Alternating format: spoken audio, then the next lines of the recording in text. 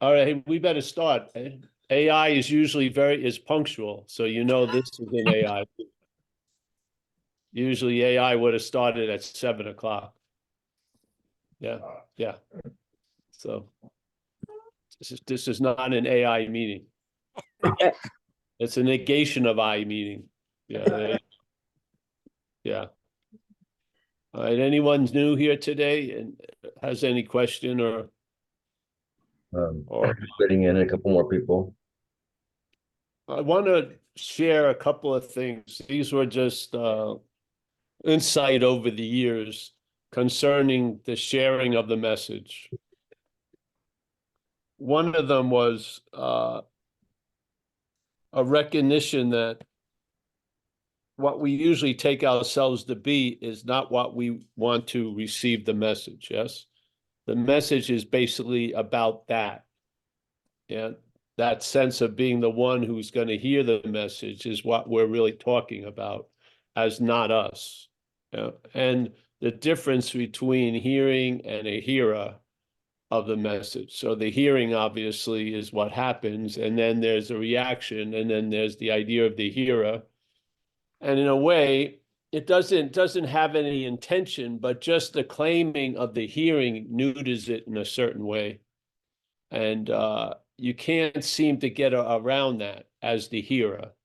You know, it's just like that you hear about that great party, but when you get there, it sucks. It's a certain, that's the role of this claiming has.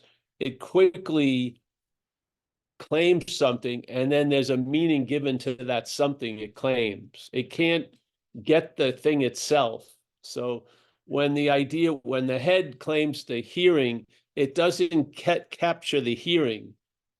Yeah. It comes out of, it's like AI, I guess. You would present something to AI and AI would, like, I was watching once, they had AI doing Middle Earth by Tolkien, what the Ents would look like and everything. And, could be quite different and stuff.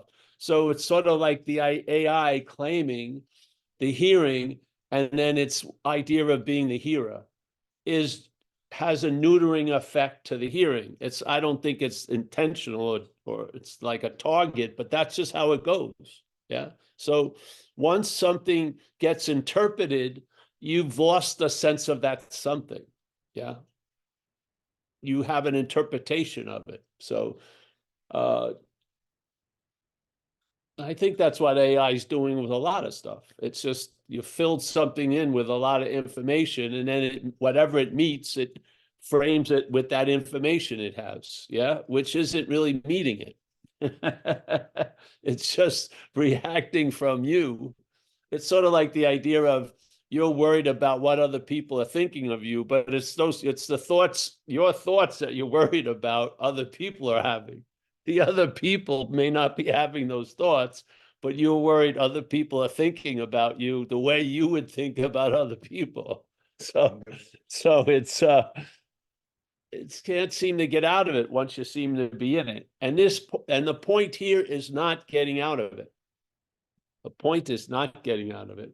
It's recognizing you haven't been in it. Yeah. That you're not doing it. You're not being really done to by it. You're before it. Yeah. Unsullied and unaffected, truly. There's an aspect of us that's unsullied and unaffected. And that aspect, it's just like another thing. I'm just running a wild, but obviously when I was growing up, I had a lot of ideas about my mother. Yes, a lot of ideas.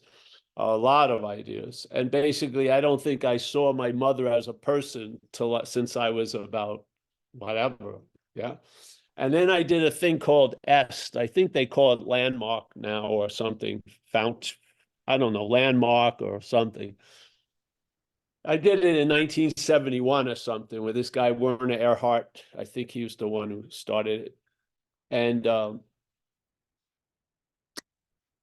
things happened in that little activity. It was like 2 weekends and a middle of the week. And then you could do follow-ups up. And I did some follow-ups up. And what it led me to do is to go and have a nice talk with my mom, and basically questions that I already had fulfilled the answers to, not giving my mom the opportunity to be her.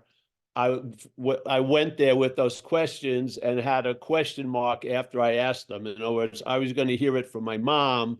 I wasn't going to take my projection about my mom. Yeah. And my mom was very, very forthcoming about shit I thought she'd never say anything about. Like, did she like sleeping with my father and shit like that? And it was just very, it was very awakening in a sense, because I had frozen her as my mom, instead of the person that was alive and a verb going on. And when I gave her the opportunity to demonstrate, it surprised me in a really lovely way. She was very forthcoming. It was just she hadn't talked because I had never asked her, because I thought I knew already. Yeah. So this is sort of a similar thing. So I have come to the conclusion doing these talks early on that you're not the target of the talk. You're actually the object of the talk, but that you're not the target of the talk. We're actually trying to throw it over your head or around you or where you can't reach. Because if you understand it, that's not it. Yeah. The point is you can understand it. That's it. So when you think you got it, that's not it. So the message is really meant to confuse and frustrate the system that wants to grok it or understand it. And the only way it can understand it is of and as the system, which misses it. Yeah. So the system understands things by giving it a meaning from the system. It doesn't accept the meaning that's coming at it. It gives the meaning from the system to it. And that's the neutering of it, literally. So this message isn't for you. It's not meant for you to understand it. It's not meant for you to get it. It's meant to really frustrate that movement that you call you, to the point that it may like sizzle out for a second. And when it seems to stop or get interrupted, there's something that's still there. Mm-hmm. That's us. Yeah. See, now we can't meet us because it hasn't not been here. In other words, it can't come in and introduce itself because it's us. Yeah, it's beyond meeting or arriving at or getting, because we're it. And that's the difficult thing when we're attempting to understand it from an understanding that's contra to it. Yeah. Mm-hmm. The understanding of you as the center of the universe has a difficult time making room for another center of the universe. It's just the way it goes. So what needs to be questioned is this idea of you as the center of the universe, not to answer its questions, but to question the questioner, to ask that question, who the hell are you, or what's going on?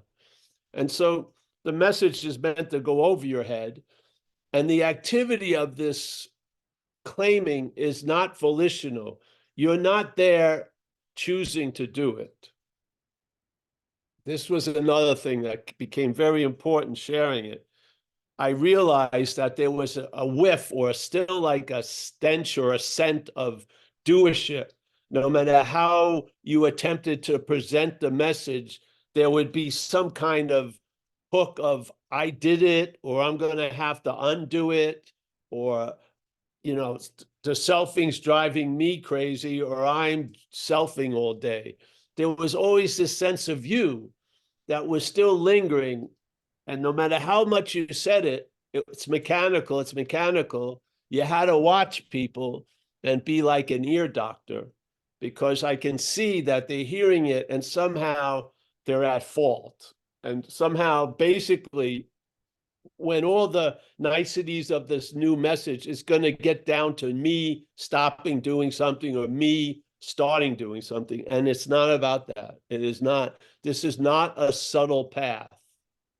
This is not saying no to a crude path and then replacing with a subtle path. There's no path.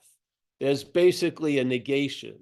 So any steps that are added are going to be needed to be negated anyway. So we might as well just negate it now. Yeah. So then the negation is not denial.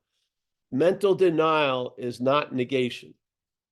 Denial is when the apparatus, the system's taking something to be so real, it's a fucking nuisance or a threat, so it just fucking denies it, basically. It just doesn't, but it's not, that is not negation. Negation is the seeming supposed reality something has been given being ungiven. Yeah. So there's a negation of a reality it doesn't have that it's been projected onto by us or taken to be as us. Yeah. So it's a negation of that. They're different, much different. Negation isn't like trying to make something unso. The negation is trying to point out that something is unso. Yeah, it's not trying to make it unso.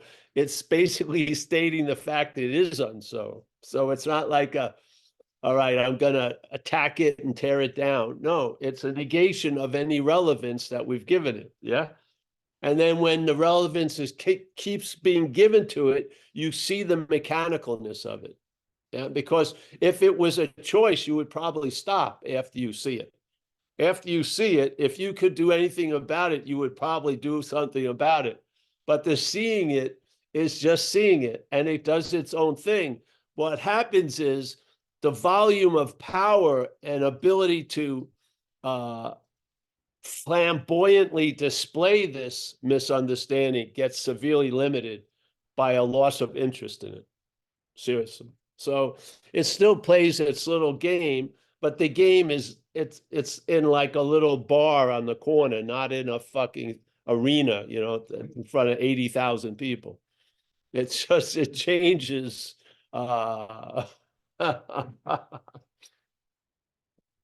also, the head does not have its own volume control.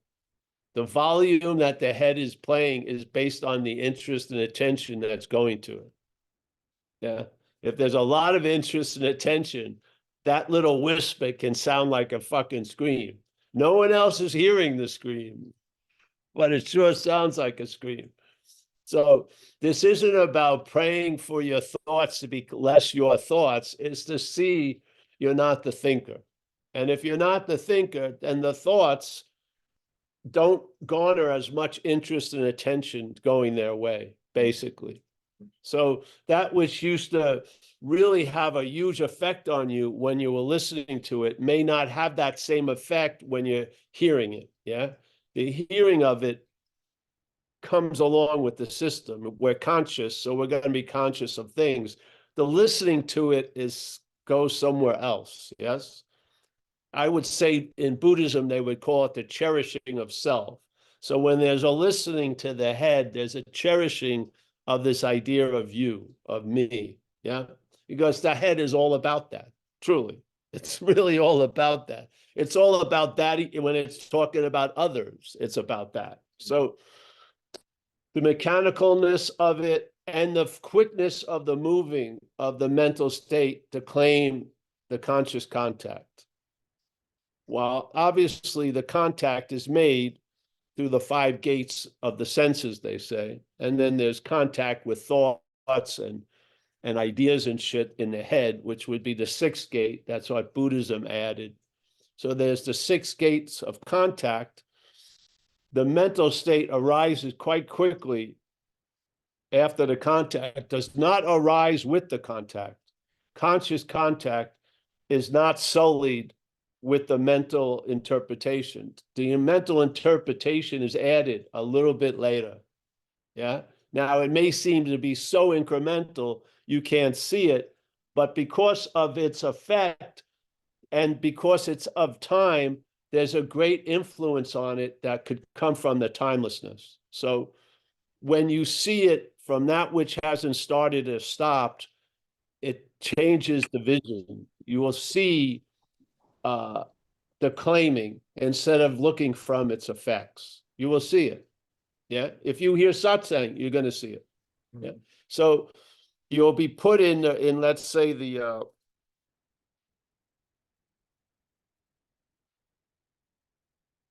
well, you won't be put in the before. You haven't left the before, but you'll see it from the before, and then you'll see that the idea of the hearer, the feeler, the taster, the toucher comes after the conscious contact of seeing, hearing, feeling, tasting, touching. It does. It may not seem like it takes any time, but it takes time. And in this case, the difference between no time and time isn't that there's millions of years of time. It's a second is usually different from no time. So you can see the contrast. It doesn't have to be 300 years of time to see the contrast of no time. 1 second in time seen from no time can be rather long. You can have a long pause there. And a lot of downloads happen. It does. Yeah. And I feel satsang is a way of allowing downloads, truly, because we're in this grace of a loving presence in this group conscience. And I feel we're lingering in the before or the no time more than in the time. So the mechanical movement of claiming, you're not doing it. You are not doing it. Yes. And the clarity of you as what you're being represented as is not going to get it. Yeah. And to me, that takes a lot of air out of the balloons of intellect, understanding, acquiring knowledge, the seeking everything. When you, as what you are incapable of getting what you already are, because it can't get what you already are. It thinks it's something already. So what you already are is seen as something other, and then it believes its mechanisms that can understand other things will apply to this because it's making what we are as an other thing. And it doesn't work because we're not another thing. That's the simple message of non-duality. The seeker is the sought. That's why it's not working.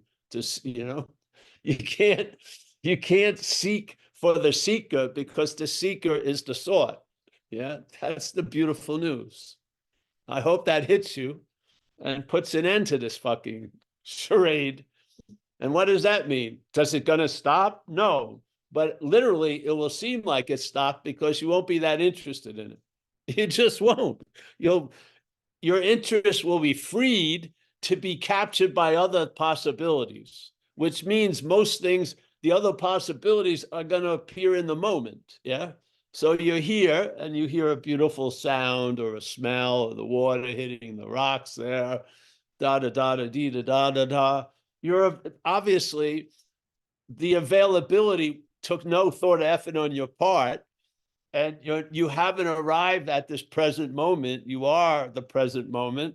So that tends to lend a great suspicion to how you're presented in the head, because the head is telling you you can be disconnected, out to lunch, you're not here, you got to get here, you got to get to the real here from the Vada. But the sense you have all day is you're present and you're available.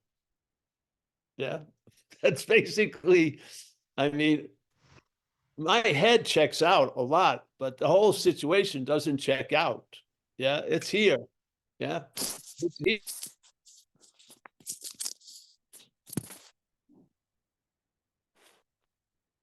Paul, sorry, I muted you. You checked out. How long ago? Oh, 3 seconds, 5 seconds. Oh, all right, that's okay. Yeah. Just when you said that your head checks you out or checks out. Oh, the head checks out. Yeah. Yeah, yeah. Well, it loses shit and stuff like that. But in fact, basically, I'm here. There's an awareness of it losing shit. It's not aware that it's lost shit. There's some shit I've lost like 3 years ago. It comes to me like a couple of days ago. Where's that green G-Star fucking hoodie I had? I haven't seen it in 2 years. Yeah, so I'm looking for an insulated vest. I don't know where that is either. I don't know. I must be just taking my clothes off outside and forgetting. I don't understand, but But whatever, that's not neither here nor there. So, so the mechanicalness of the activity of selfing. I use the word self, but that's just to fit into the recovery format. I don't believe there's a self. I don't believe you're defeated by self. The only thing that could defeat you is you, but it has to be masquerading as something else. Yes? Yeah. So I believe the activity that's setting up the situations that seem to lead to our defeat is selfing. It's a mental activity, and it has reinforcements in the mental realm. If you're remembered as a body. You're remembered as a doer. You're remembered as the person who was there seeing the temple 3 years ago in Burma. You were the seer of that temple. So the whole memory has you as this doer, the seer, the thinker, the long-lasting, independent, separate entity, which is truly just a cauldron of duality, of dualism, of subject-object boiling up and going there and going there and going that. But we're pictured as a singularity, as a thing, and so we take ourselves to be a unit, an independent, long-lasting, separate entity. Yes? Yeah. So if you go into the memories are in the act of being identified as self. If you go into the narration is in the act of being identified as self. If you rely on your perceptions, you perceive things. And you perceive things, and there's a belief that you are a thing perceiving other things. And the other things are the perceivers of you. This is not the truth, in a sense. It's Huang Po, this great master, would say, whatever can be perceived, which means this bodies you're looking at right now, cannot be that which is perceiving. End of story. It doesn't go into buts or on Wednesdays and Fridays or if it's a leap year or shit like that. No, it's a basic, whatever can be perceived, what cannot be perceiving. Hallelujah. Yeah. Because what's really driving the perceived seemingly crazy is the idea that it's the perceiving. Yeah. The action figure would just deal with things as how they're appearing. The subjective interpretation doesn't want to deal with things as they're appearing. They should be something else. This should not be happening to me. Something else should be happening to me. And it goes off, and it frustrates itself because in all of its yapping, it has no power in a sense. All the power it has never changed the fact that I got run over in a car in this dream in 1980. Yeah. Now it can talk as if it's changed. Oh, I'm getting ready for my surfing, my pro contest, which I can't surf because one of my legs is somewhat dead. But, it goes off and then just sort of, oh, the big elephant in the room, you got run over by a car. Oh, let's forget that and wonder what it would be like. But it has no power. Yes. So this subjectiveness that is the object is saddled with, it's like a fucking insane jockey that's making all of its galloping suck in a lot of ways. Yeah. The object would probably be all right if it was, 68 degrees in here. I've got a nice little comforter on my legs. My toes are warm. I know I have two people that make great food. I have some shit in the refrigerator. I'm fucking on top of the world, Ma. I am, as the object. It's the fucking subject. You know what I mean? Oh, I hope it's not minestrone or what. What? You know what happened to me with that minestrone 35 years ago? I'll never forget it. I know you won't, but I want, So, all right. So mechanicalness, the claiming there's no volition or choice. And it's not like when you go into the deep, you're going to see you are the chooser of all this. No, this is all mechanical. Yeah. When you change or somehow an aspect of you loses enough interest in these aspects are not going to change the way you believe they're going to change because you believe they're you. And so when you feel you change, you believe all of you is going to change. This is not all of you, and it doesn't change. Yeah, it doesn't. It changes over time begrudgingly, but it has a limited focus or pay scale. It's not going to, it's not a chariot of the gods. It's not going to become godlike. It's a non-existent thing that only seems to be existing when existence is moving through it. Yeah. And its existence is quite limited, probably based on its inherent non-existence. So it can only appear for such a certain amount of time, and then it disappears. Yeah. Now the body may not disappear, but what was giving life to the body has moved on. And now the body, if you took any part out of that body, it would probably work in a living body, but it ain't working in the dead body. Why is that? Because what actually turns it on isn't the body. The body doesn't have its own source of fucking propulsion. It's existence. It's an animating quality that doesn't appear. It's not a thing that's appearing as a thing. It's no thing seeing things as things. Yeah. So there's an appearance of things in this giant ocean of no thingness. Yeah. So when the water leaves the thing, it doesn't leave the ocean. It's not, it was seemingly appearing as a wave. When the wave breaks, it just didn't lose a lot of water because it's all the ocean.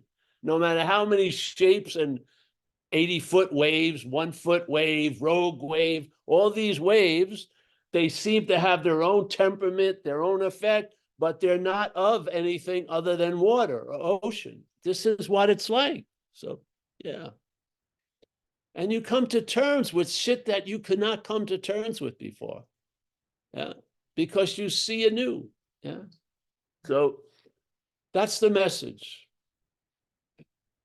The seeker is the sought, and I'm saying SOUGHT, not SWORD. I've already misled someone for 8 years. I don't want that to happen again. The seeker is the sought, SOUGHT.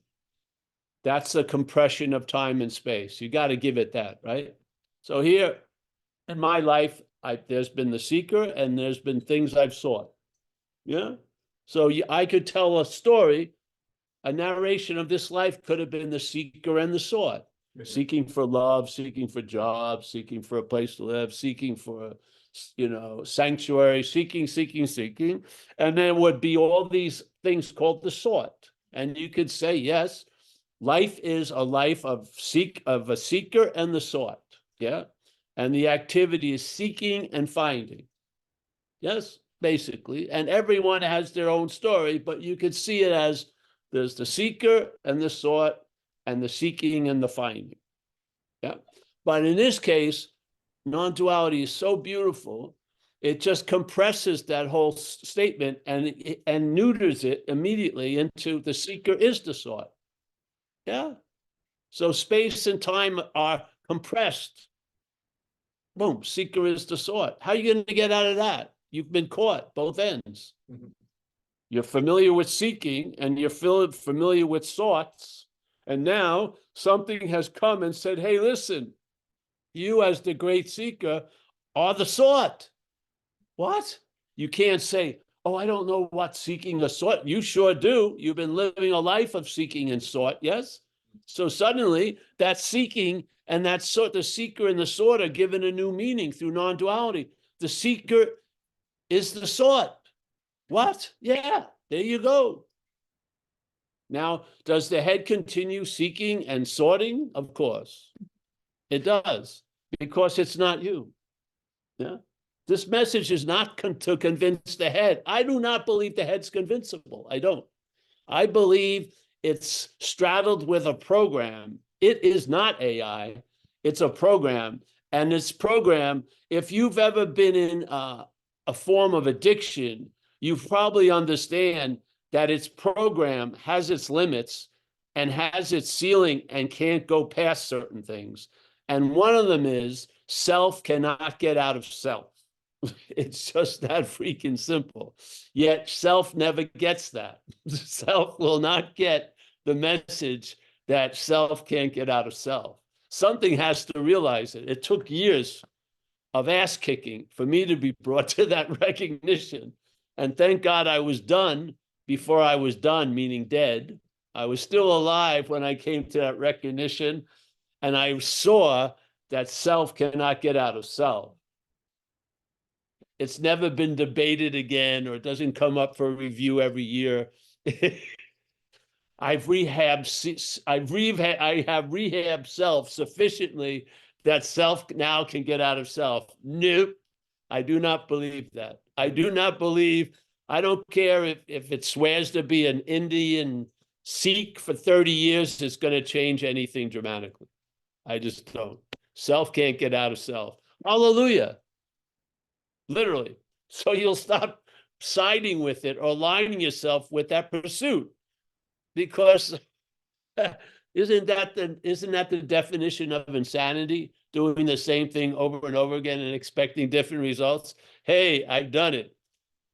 What only changed was the vehicle.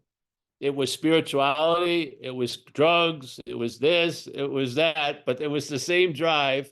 And basically it'd be captured completely by the statement, self trying to get out of self. What a great news, because I'm not that. Yeah. Does it keep doing it all fucking day? Probably. But I'm not getting minute-to-minute reports because I'm not, it's the condition of self is not my pulse anymore. It's really not my business most of the time. I'm not living the life of self. I'm not following it every second. Yeah. There's better things not to do and to do than that. So I think I covered those. So yes, if this message goes over your head, that's where it meant to go. That's what we're shooting for. I do not want you to understand except that you can't get it. That's a great understanding. Yeah. And like they say in Zen, one of the highest forms of mind is don't know. Don't know. So why not leave the indescribable, leave it to the indescribable to describe itself to you? Why not leave it to the incomprehensible to comprehend itself to you? Why not lead the unknowable to make itself known to you? Why not? Instead of trying to figure it out as that which cannot figure it out, just fucking surrender. Yeah. It's not even a surrender. That gives it too much meaning. It's just like, it doesn't work. This is a great statement we have in recovery. You would expect after the first part of the statement, they'd write this huge thing. And it says, you got to quit first. You got to quit playing God. And then what's the retort? It doesn't work. That's it. It's not like anything. It's just basically pragmatism. It doesn't work. Okay. I can agree with that. It doesn't work. Yeah, there you go. And now what happens? You find that you're in somehow, something is working. In this case, the action figure could not stay sober. And now it's been sober for 35 years. It could not stay out of jail for more than a week near the end. And I haven't been in jail except to visit it, which is, I don't mind. For 30, I used to call those other trips visiting, but it wasn't. I was taken to the jail and left there. I wasn't visiting the jail.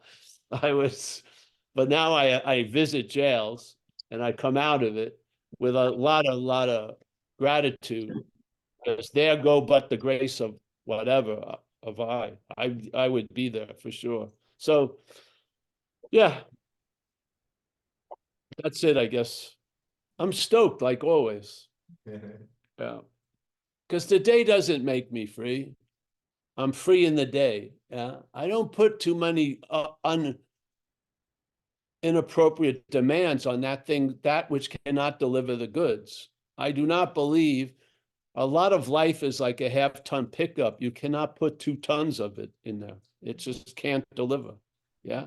So if you need to go through the basics of why things are unsatisfying, go to Buddhism 101. They explain it beautifully, That why is because we're looking at temporal things or temporary things for lasting satisfaction. That lasting satisfaction can only come from us, that state of no time, of being. And so therefore, the beauty of this world is that it fails us, so that we stop relying on it to deliver what it may not deliver and see it more as a place to express something, I feel. Yeah. Yeah. So, all right. I liked how somebody expressed it back at the church in San Francisco. That for him it was like you threw curveballs, so not over the head, but like you're expecting it to come a certain way, and then all of a sudden, it goes around you. Yes. Well, a lefty, if you ever was a pitcher when you were young as a lefty, you have a natural screwball. So just throwing it a fastball, it goes left. Yeah. Yeah. So basically, this message, part of the message is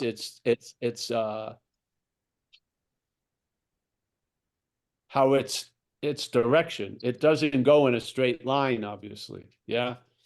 It may look like it's coming at the front door, it goes through the back door. Yeah. Yeah. You're in the butt. Hits you in the butt. Or up the butt. Yeah. Osmosis is quite good.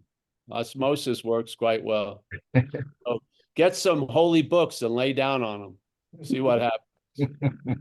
Yeah, just turn to your favorite page, lay down there, maybe put it over your heart, go to sleep with Huang Po, and wake up.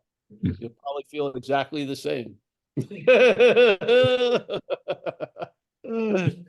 And oh yeah, somebody said like an enema. And Brandon has his hand up. Hi, Brandon. Hello. I was just going to share, I think it was last Wednesday, Paul, you were talking about, and you were talking a little bit about it today, the subject object. You really went into it last week quite a bit, and I wasn't even, I was trying to listen and pay attention, but it was kind of funny because I was really tired, but I just was, I was here, but something like went through, and I went to bed, and then it was like the subjectivity of everything was just kind of fell away, and I was kind of just like, it kind of just fell back or whatever, and I could see all the subjectivity of my mental whatever apparatus and all its kind of low-key preconditions for happiness and peace of mind and things like that. And then there was just object, just the body. And it was, because you were talking about it kind of like the jockey, just kind of fell off the horse. And I guess I don't know. I just wanted to share that because it was really helpful, the way breaking that subject object down. And then kind of over the past week, I've just been kind of reminding myself with a little bit of like, I guess it would be kind of like a mantra. I just say the word object, and it kind of brings me into my body, and I'm just here, and I can see the subjectivity going on, and I can just be here in the body, and then the body seems very relieved with that, and it does feel, it's nice. So yeah, whatever works and whatever triggers it, we'll find our own little cues, but you use them, and then you don't need to use them. But right. Yeah, the horse, I used to describe it as when the horse is free from the jockey, and then it sees the old jockey moving towards it, it gets really agitated. It starts kicking and shit, and then the saddle gets put on, and then he's got this fucking added weight. But it's a great relief for the object, this false subjectivity, to be diminished, because it's really driving the object crazy. It just wants to sit down. You know what I mean? It just wants the relax. It wants to have something sweet, or something like that. It's sort of like, it doesn't need a whole story all fucking day about everything. Yeah. Yeah, and it feels like there's a lot more going on with the body. Like there's so much more sensitivity and just kind of all my attention's there. And it just feels nice. Just to be in the body, it just feels, it's like, yeah, without all that racket going on and distraction going on, it's just like, it's just nice to just be, you know? Yeah, the thing is, the body, and it's it's an appearance, obviously. There is no body, but Right. body in the world of appearance, the body will maybe feel something, and then the head thinks it's a terminal disease. And then the head's thinking, what senior citizen house am I gonna be in before I die? And then you don't do anything, and then the body changes. And then Yeah. the little disease that seems to have gone. And I feel a lot of shit comes and goes that if it wasn't grabbed by the subjectivity, it would go. But sometimes it grabs it and it makes it something, and then you get stuck with a whole nother addition for the life of the object. Yeah, I swear, a lot of times I think things come and go, but if they're noticed and given name and form, they may not stay, they may not leave, and then something may start, and you're going to have a whole other chapter in the story of the object being written by this subject. I think the body can get out of a lot of shit before the need to call for doctors. And I do, humbly. I really do. And I've seen people who they look fine, and then that afternoon they got the news they had cancer, and they believed it, and then they looked terrible. But they had cancer in the morning, and they didn't look terrible. It wasn't like it came just when it was diagnosed. They must have been under it for a while. They seem to look great, and then they hear the news, and they look like they're 10 years older. I think that as magic of the head myself. Well, yeah, is that like the subjectivity just going into overdrive then? Yes, because it gives something name and form. Yeah, and sometimes I feel a lot of things are better left unaddressed. Because if you don't zoom in on it, they may disappear on their own. Yes, I think a lot of possibilities come through us all day, night, and I remember how ill I got in the pursuit of trying to be healthy with the head.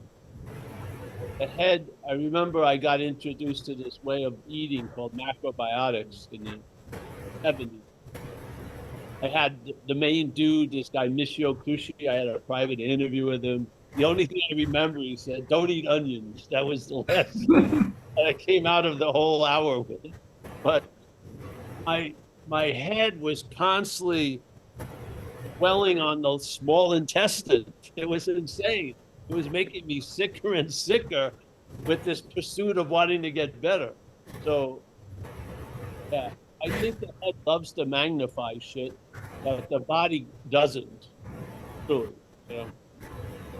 So, whatever. That's an opinion. Yeah, no, I've noticed actually a similar thing with just my eating habits in general because I've had a little bit of a struggle in that area with just food and consumption in general, overeating and things like that. And when I'm just when that subjectivity is not listened to, I'm feeling I'm just like I said, my body's just content. It's like you don't need any food right now. like I want like a certain, you know, a lot of it's kind of like an addiction. Well, it's an addiction to like certain foods and eating certain times a day, and then I'm gaining weight and I'm over, and then it's like I drop the subjectivity and I'm just with the body. It feels like the body's just like, yeah, you don't need to eat lunch today. Like, That's right. you know. Exactly. And truly, the digestion goes along better without the digester. Yeah, 100%, 100%. I mean, I think all the faculties work better as a verb than having an overlord of a noun, which so I feel one of the great reliefs is in the body from the jockey. Seriously. It's still a horse. It's still running, driving, but it's not being ridden. Yeah, it's being moved by other winds than this mental jockey. Yeah. In my case, it's done a whole lot better. Yeah. Thank you. Thank you. Yeah, for sure. Appreciate it, Paul. Yeah. I've wondered if, with the subjectivity being a lot more satisfied with just the body object experience, we'd be learning to give each other a lot of awesome massages, just like music and poetry. There's probably a lot more of that too. And then our relating would be really happy just to touch each other. Yes, yes. But yes. I know, but hey, whatever. You Mike, you described the 60s and 70s, I think. Tried to go there, right? Yeah. Well, the problem was the 60s were followed by the 70s. Well, it was still the subject trying to be all loving, right? It was not being free from selfing. It was still selfing, wanting to have free love. Yeah, well, it's just this is the dilemma, Everything is really cool, but people are involved. That's the dilemma. Yeah, the people are the vessel that throws a lot of meaning around, a lot of meaning in this dreaming. So this is like you see it in recovery. It's quite different than what you would call other maladies or diseases. A lot of people, you have to coax them and just try to beg them to maybe get sober, where I don't think you would have a hard time if you had something that really worked on cancer for the person who had the cancer or was had by the cancer taking that medicine. They'd be lined up to take that medicine. But when it comes to the head, this is why in recovery, the person themselves have to admit they're alcoholics. It doesn't matter if everyone in their town hall knows they're an alcoholic. That doesn't do shit because the head overrides everything. They have to admit it themselves. Yeah. So in a case, it's like this in this way. There is no self to see it, but there's going to be a seeing of it as you, yeah, that you're not that. Yeah. No matter how many times you hear the message, you're not that. It doesn't matter. It's that triggering of seeing it, that awareness, that flash of awareness that goes a long way. And satsang is hopefully triggering that, but it is not the flash of awareness. It's a mechanism of triggering it, but the flash of awareness is really what leaves a deep impression of you're not that. Yeah. Yeah. And that goes a long way in this place of time. And then things can be built on that understanding because it's sound. And more gets revealed. Like we say, there's not seeing more, but there's you see more, but there's not more seeing, but there's seeing more. Yeah, more gets revealed. Yeah, without you looking for it.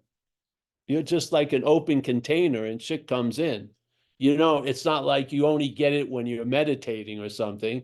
It can be delivered any moment during the day because you're available and present. So you're never missing the mail drop because you're here. Yeah. I don't have to be in a special condition to receive it. Yeah, yeah. All right. Thanks.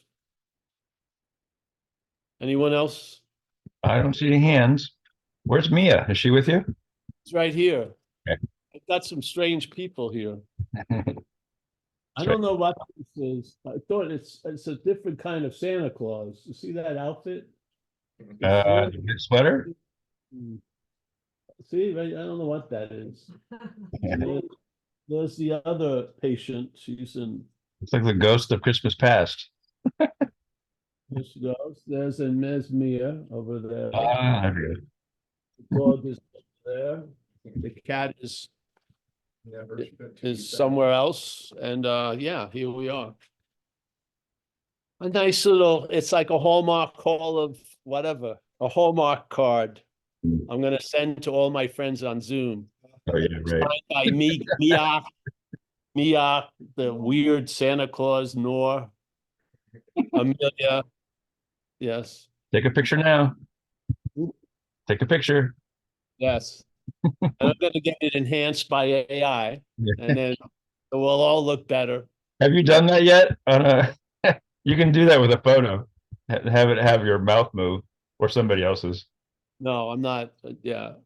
Oh, maybe I'll do that with Muji and those people. I'll ruin their careers. Yeah. I got to get rid of the competition, man. That's a good pastime. That would be funny. Mm. Could you imagine? You ruin someone's career. Oh, you know what I forgot? Because the enema comment covered it up. Rye asked, what did he ask? Something about is the witness and the knower the self, because of the capital S. Yes. Witnessing and knowing, witness, knower. Witness, knower is selfing, yes. Well, I think he meant, hold on, let me see where he went. Witnessing, knowing is awareness. Huh. It's not something awareness does, it's something awareness is. Yeah. But the knower and the witness is selfing. It's Oh, been, I didn't know you could delete questions. He said that he deleted the question because it was answered implicitly. Haha. oh, So- there you go. A lot of them are, yes, but a lot of them are, but some people are ready, just they hold on to the question the whole talk and then they squeeze it out no matter what. It probably got answered like 3 minutes in to the talk, and that's very valuable to see. So see, there's a preconceived idea that's neutering the flow of ideas. Yes. Yeah. It's the way it's nothing right or wrong with it. It's shit needs to be noticed, and let the noticing of it describe something. You'll get something. It won't be a picture like the way you would draw it, but it will become clear over time, and you'll see anew, not meaning our friend anew, but anew. Yeah. If we rush and try to fill in all the things to make it palpable to us, the us that we're not, just watch it when it does it, because you can't, don't try to stop it. It's pointless. Yeah.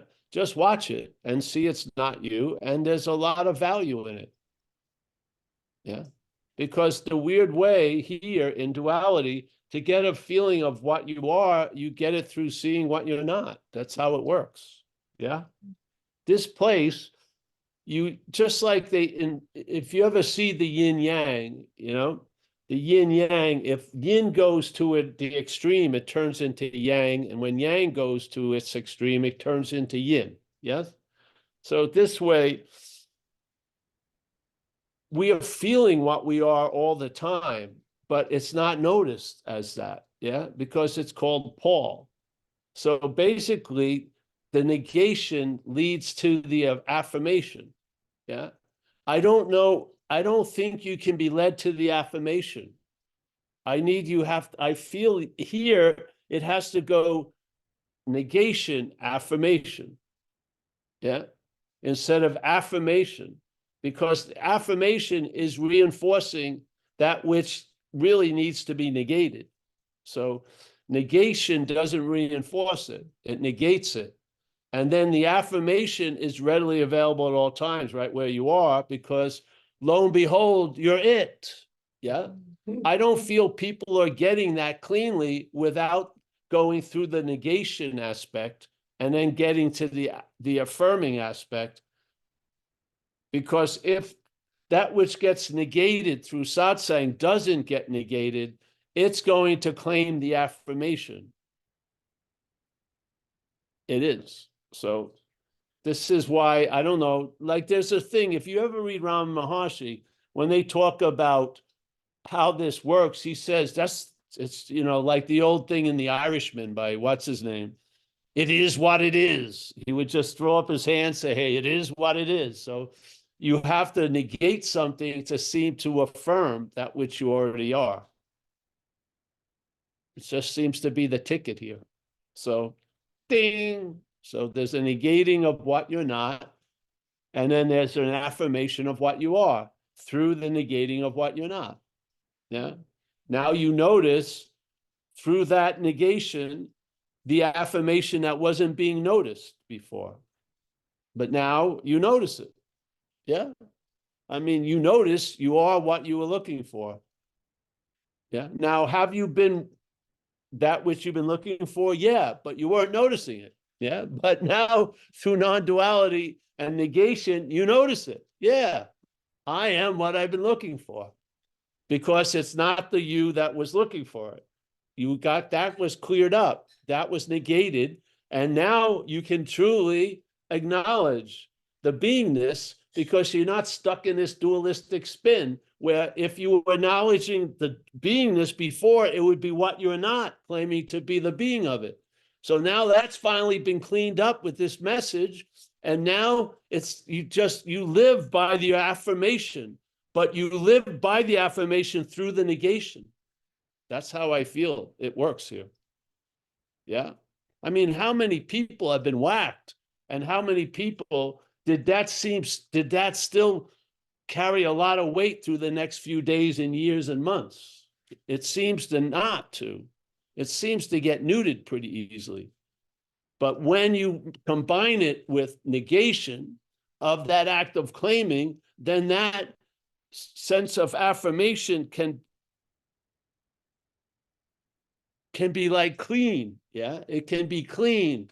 There's no need to negate anymore. The affirmation is sufficient enough being obvious that there's no need, you don't need to do any more tricks.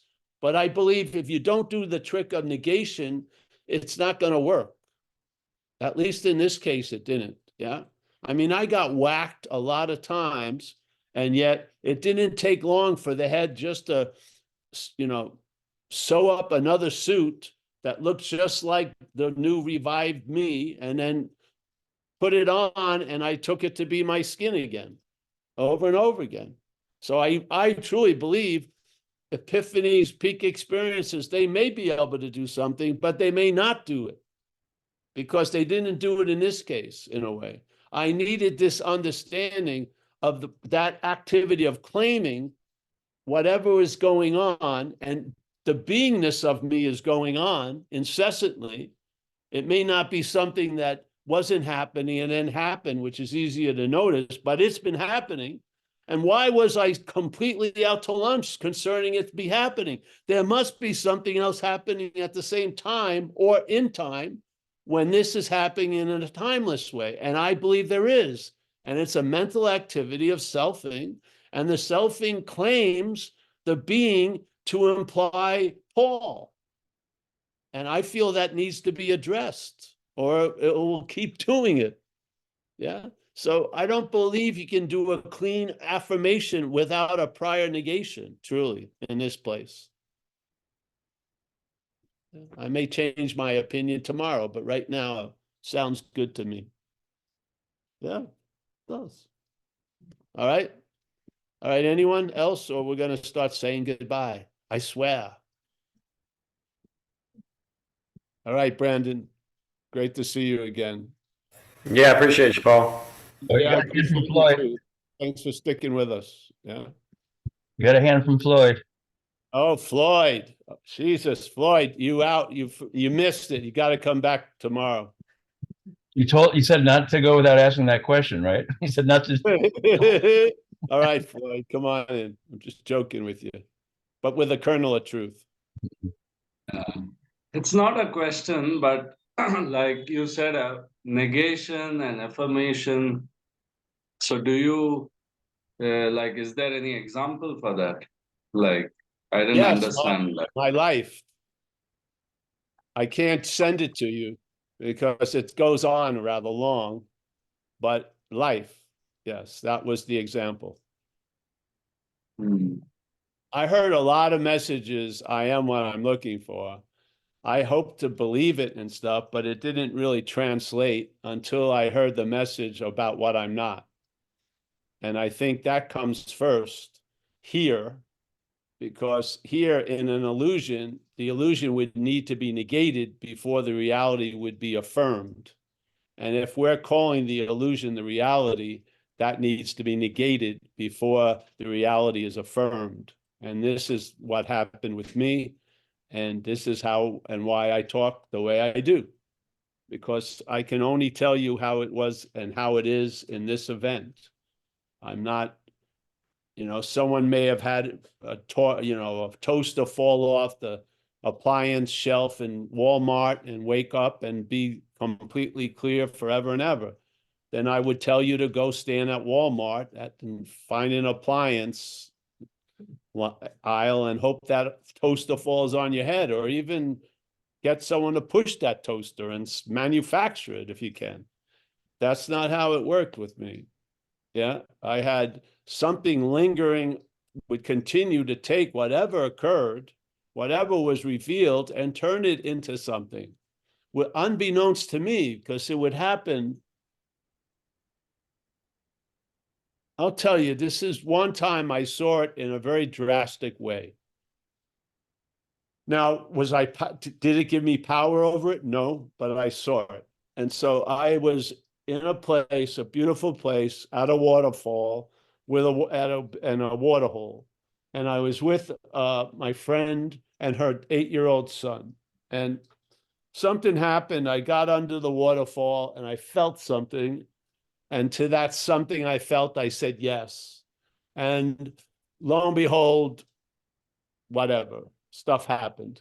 And it was nice to have the woman there to be a witness to it, because she told me before my whole adult face changed and I looked like a kid. And I went into some space for a while. And I remember I was sitting on a rock drying and just whatever. There was no idea of me sitting on a rock. It was just there.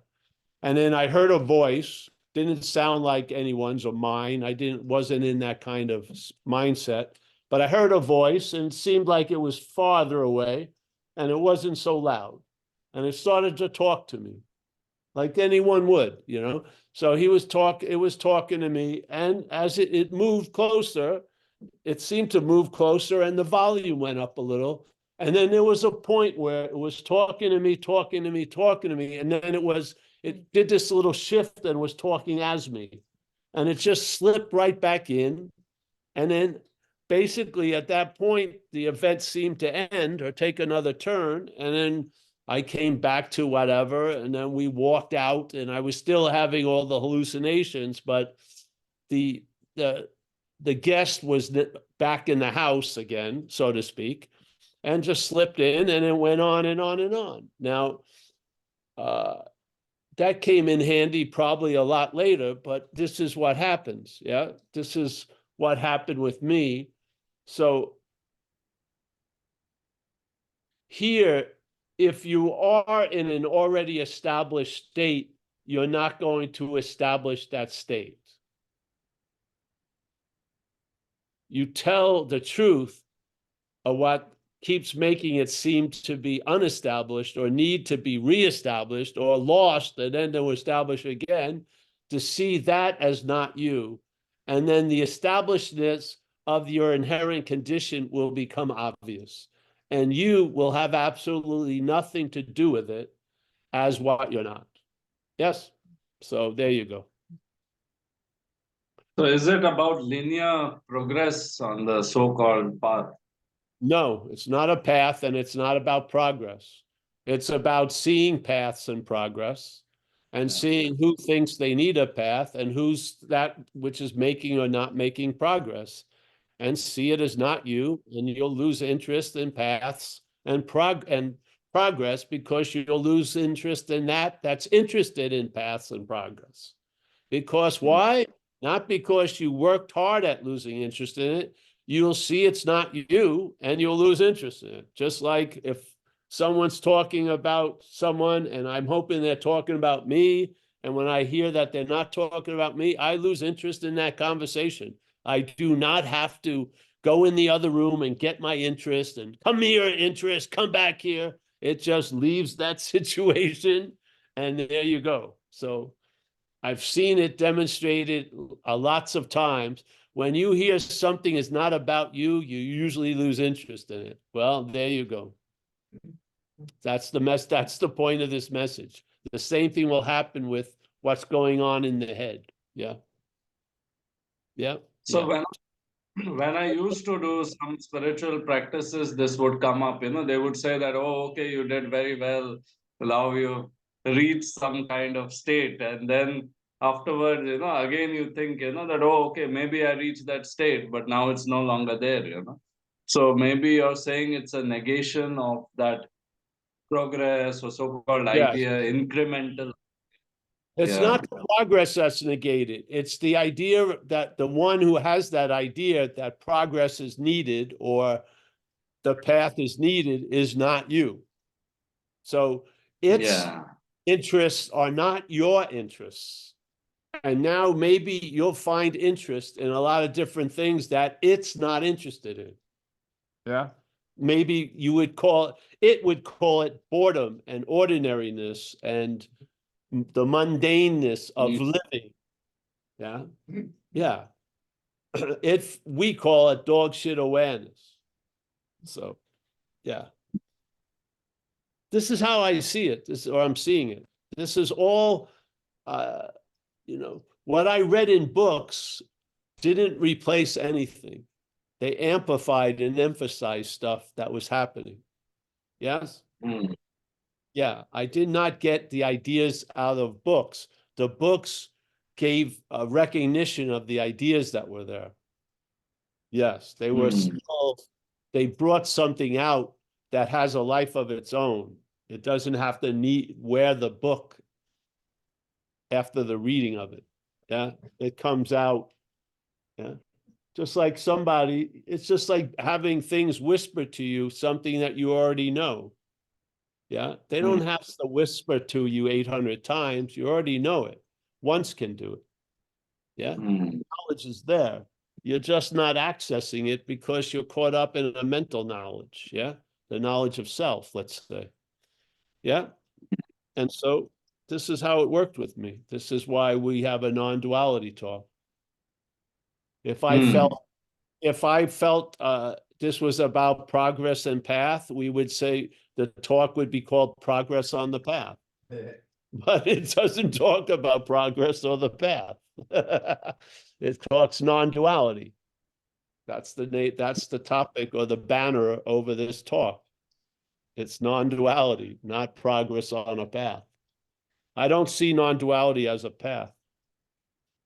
I see it as a statement of fact. Yeah. Now the statement of fact is given a direction, which is negation. So the statement of the fact through negation enlivens the fact. Yes. So it's non-duality. Yes. That's my feeling around it. Yeah. Yeah. Someone else could have a different feeling. I don't think this is just the feeling that happens here. Yeah. Thank you. Yeah. I've been a cod salesman. I've been selling cod. I may not even like cod, but that's what I sell. Yeah. Yeah. What? Oh, yeah. All right. And you do have another one from Hassan, although he says that if it's too late, it's okay. But I said you'll probably take it. Oh, you do say that, eh? All right, Hassan, come on in. Hi, Come on. Paul. How are you? I'm here. Good. How are you doing? Hassan and Floyd are becoming my favorite people. All right, Floyd and Hassan. It's like a 1-2 punch. Yeah. Oh man. I don't know favorite of what. But Paul, this is something that I've kind of grappled with, I think, for a lot of years, and it's this idea maybe or concept or misperception of like bravery. Like I think that there's a certain point, or I feel that there's a certain point where it's just like walking into the unknown as the unknown. But I find myself constantly looking for reassurance and looking to, whether it's talk to you or talk to somebody else, just try to get this affirmation, validation. And it feels like I just like won't embody the, like you said earlier, this world disappoints us, and there's something about just expressing ourselves in it or expressing in it. And I feel like I really struggle with that expression. And there's this kind of fear of, is that expression going to be right or wrong or true or untrue? I don't know if this makes sense. Yes, yes, yeah, I do. Well, a lot of us have very well-built constructural structures around things, yeah, about Mm. life and stuff. And those structures, when you talk about the earnestness or the interest, those structures pervert and mutate the earnestness, turn it into something, a weird seriousness that doesn't work. Yeah. Yeah. It weighs you down instead of lightens your load. It weighs you down. And I've noticed it with a lot of people. And when they keep coming to this place, we could see their faces would change. The structure that was holding their face would change. And I felt they became a lot better off by giving themselves permission to be okay without having to reach all these lofty goals that have been injected into us or somehow gotten in there. Yes, that you don't have to put off an ease and comfort now for a greater ease and comfort in the future. You can, yeah, you Yeah. can you can have it now as now, and that which is feeling these things in you at this point is not you. Yeah. You may have had vague feelings. It's using those vague feelings to get across a specific point that's not coming from you. Mhm. Yeah. So that's what I can say. Because this is what we're talking about, the quickness of the claiming. It's happening right now as we're sharing. Yeah. The Yeah. head is quickly claiming everything. And every time you miss the target, it says, oh, we missed the target. It doesn't want to be under the spotlight, though it wants to be under the spotlight. It doesn't like it when it's caught in a way. But Mhm. like what we're speaking of here, we're caught by what we're sharing about now. This is what's happening. The head is claiming this moment where you are and where I am. And some of us can only see the heads claiming, others can see the claiming of the head. Yeah. Yes.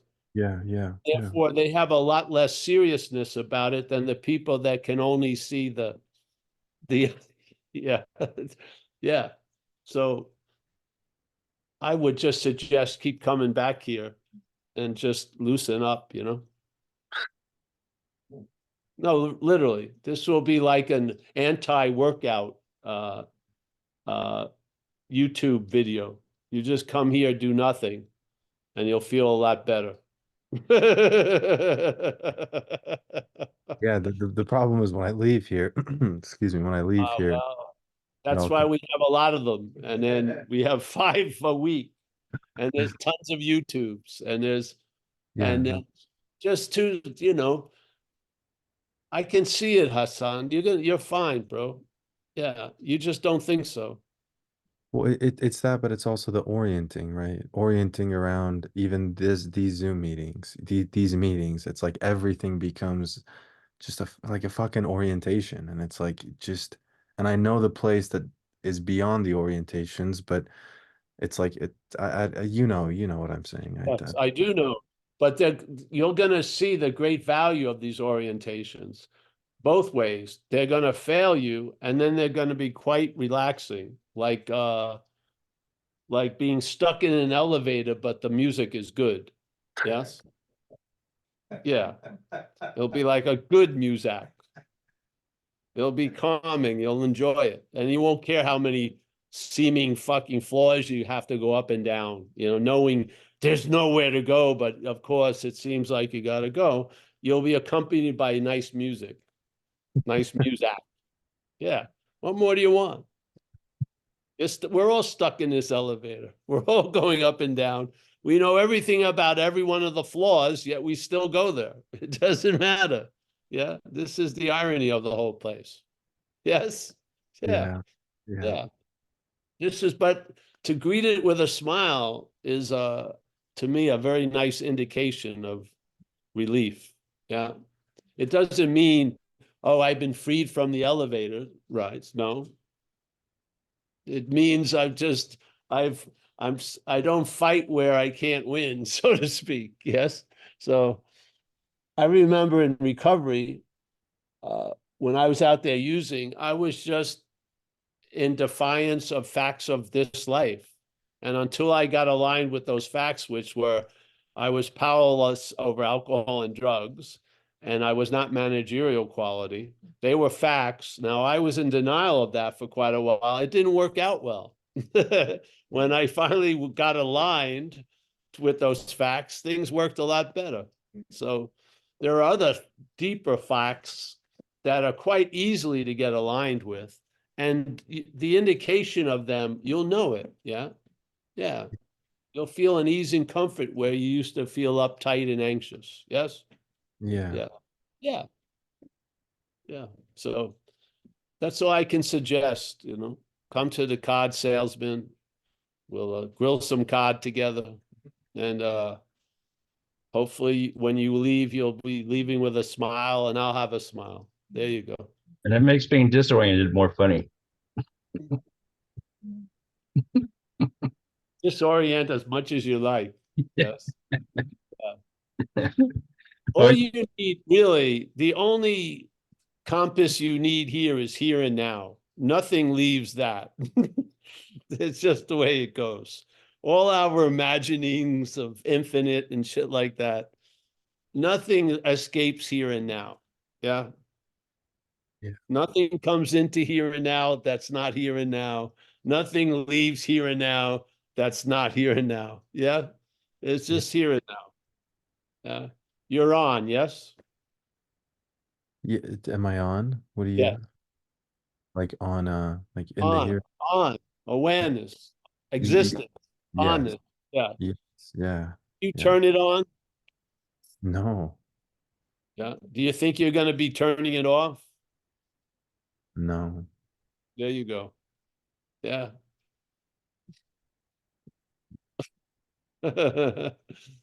Pumping good music in the elevator. Yeah, There I was you- gonna that was a really good one too. The only compass you Yeah, need. yeah. We'll start with what's the old song by the Moody Blues, Seesaw. On my seesaw. Yeah, whatever. Yes. Yeah. Write up your own playlist, pump it in there. You'll constantly keep hearing variations of the same lovely theme.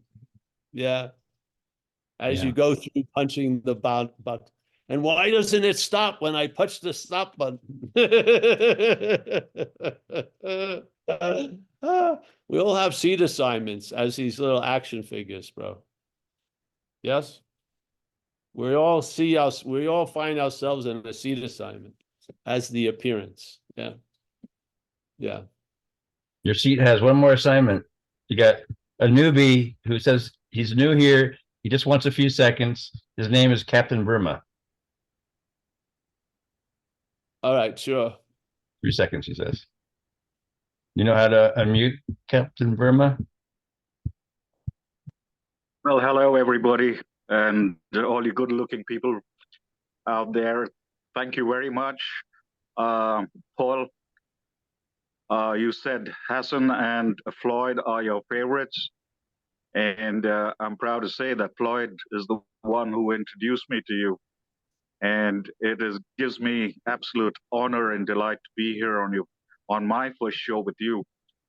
And I am so enlightened to hear all the comments and viewpoints of everybody. Just putting in my 2 pennies out here, and I hear people talk about fears, illusions, anger. I sometimes wonder whether, like you said, Paul, we need to live in the now and here. So what is a fear? Fear is essentially living in the future, right? So we're living a thing that has not even happened, and we don't even know that is ever going to happen. Or we have an anger which is created by something beyond and outside our own selves, you know. So we are the people who are forgetting that we are the creators of our own happiness, our own well-being, our thoughts, our emotions. And it's only when we allow any external form to come into us that is really going to impact ourselves emotionally, physically, mentally. I think there has to be a realization, in a way, to say that I am not the body and I'm not even the mind.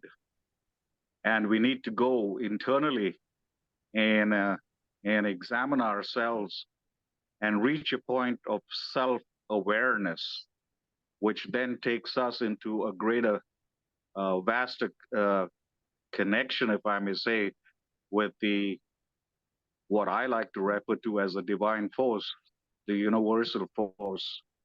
And when we continue to live, of course, we got to live, we got to have an earning and all that kind of stuff, but to allow the external influence to impact our lives negatively, that's when the problem arises of fear and anger and having all sorts of illusions.